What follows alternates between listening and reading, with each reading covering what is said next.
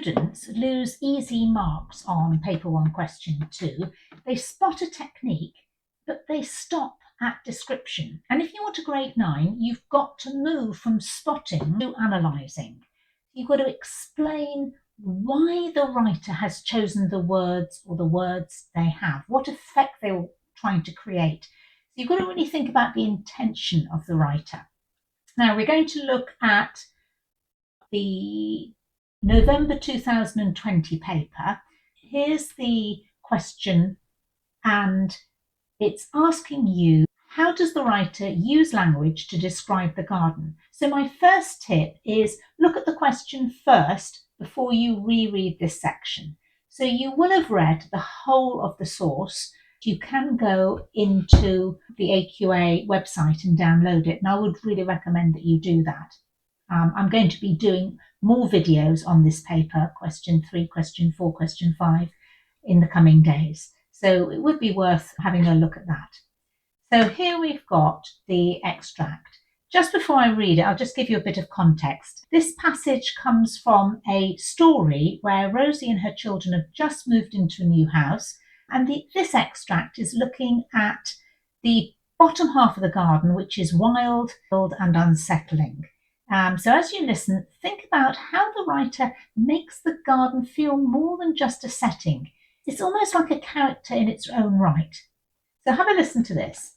Rosie had made a quick check of the unfamiliar garden before letting the children go out to play. The bottom half of the garden was an overgrown mess, a muddle of trees and shrubs. An ancient mulberry tree stood at the centre. Its massive, twisted branches drooped to the ground in places, its knuckles in the earth like a gigantic malformed hand. The wintry sun hung low in the sky, and the gnarled growth threw long, twisted shadows across the undergrowth within its cage. The trunk of the tree was snarled with the tangled ivy that grew up through the broken bricks and chunks of cement, choking it. The path that led down towards the fence at the bottom, which marked the garden off from an orchard beyond, disappeared into a mass of nettles and brambles before it reached the padlocked door.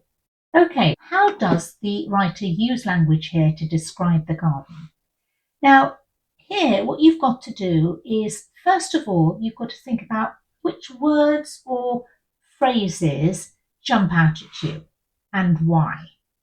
For example, I think the one that jumps out at me is this simile here.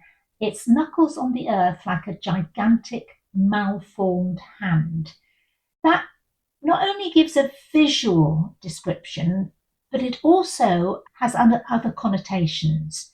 It has connotations or associations that you might have with these words, gigantic, malformed. Those are adjectives which imply something almost supernatural, almost something slightly odd, something strange.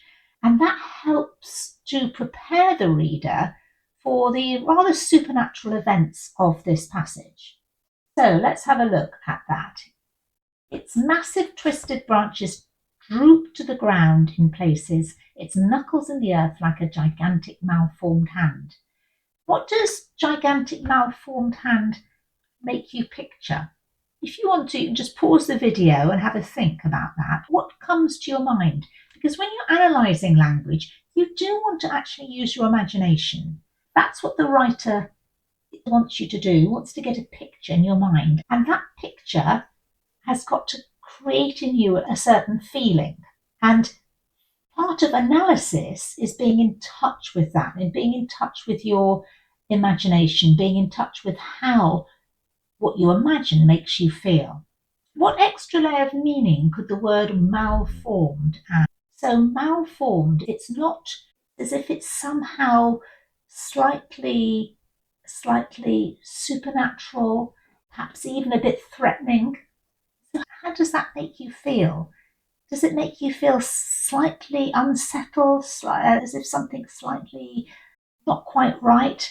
Do you think the writer wants us to trust or fear this setting? What do you think the writer's doing here? Have a think about that, perhaps jot some ideas down. You've also got these phrases here, twisted shadows. and how it creates, how the branches create a sort of cage. Now, what do you think of when you think of cage? It's an entrapment, isn't it? It's a sense of things being imprisoned or caged. So don't be afraid to use your imagination. Don't be afraid to think about the intentions of the writer. Okay, here are the questions that you might want to have a think about. You might want to pause the video here.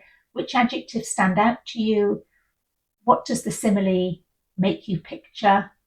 Maybe it's a giant with a giant's hand pressed into the earth, but something ugly, something slightly distorted. Does it suggest something unnatural, even dangerous? Why might the writer want us to see the tree as powerful or threatening? How do you feel about the garden after reading this description? Is it something that's slightly unsettling? And do you think the writer wants us to trust or fear this setting? Well, I would say the writer is trying to make us feel unsettled, perhaps preparing us for something supernatural. So once you go at that, you might want to put all of those answers to those questions into a response. And this is a sample grade 9 response, which if you want to, you can pause and then come back to.